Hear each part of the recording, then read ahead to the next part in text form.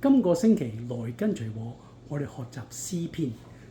究竟詩篇係咩嚟嘅？其實詩篇就係一本古代嘅聖詩集。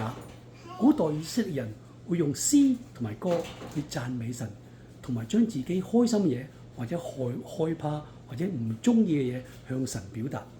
今個星期我哋特別去溫注於呢個詩篇23章裏邊講，耶和華是我的牧者，我不致缺乏。耶和華他使我躺臥在青草地上，領我在安歇的水邊。呢幅圖有一邊有青草有流水，好平安好開心。但人生唔係永遠都喺青草對面嘅青草上面。詩篇仲講：我雖然行過死蔭的幽谷，也不怕邪惡或者遇害，因為你與我同在，你的杖你的竿都安慰我。我哋有開心有平安時候，亦都有驚孤獨傷心或者遇到困難嘅時候。但無論點樣，只要我哋願意，耶穌基督都會帶領我哋，保護我哋，陪伴我哋。所以我哋可以喺祈禱裏邊向天父講出我哋嘅心事。開心嘅事可以同佢分享，唔開心、傷心、孤獨、困難嘅嘢、困難嘅事都可以同佢分講。好啦，學識詩篇係古代人用歌嚟讚美神之後，我哋一齊試下。今個星期嘅家庭晚會遊戲叫做唱一首我哋嘅詩篇。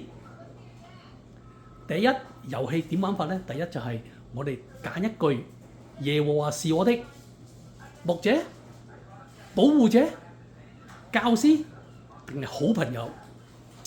第二呢，跟住呢就揀一首大家都能識唱嘅歌，例如 Twinkle Twinkle Little Star。Roll, roll, roll the boat, or I am a child of God。跟住最後咧就抽一個人名，如果抽中邊個，嗰個邊個咧就用呢首歌揀嘅歌嘅旋律，將耶和華是我嘅牧者唱出嚟。如果唱唔到唔緊要，全家一齊唱，全家一齊去哼呢個，一齊幫忙。冇唱錯嘅歌嘅，只係有唔參與嘅錯誤，即係走雞。等我哋好似古代人一樣，用我哋自己嘅歌去讚美神，從耶穌基督裏邊得到力量。試翻下點樣用一首大家識唱嘅歌嘅旋律去唱出自己嘅詩篇。譬如啦 ，I am a child of God。The Lord is my shepherd。有 Twinkle Twinkle Little Star。The Lord is my protector。Roll Roll Roll the boat。The Lord is my teacher。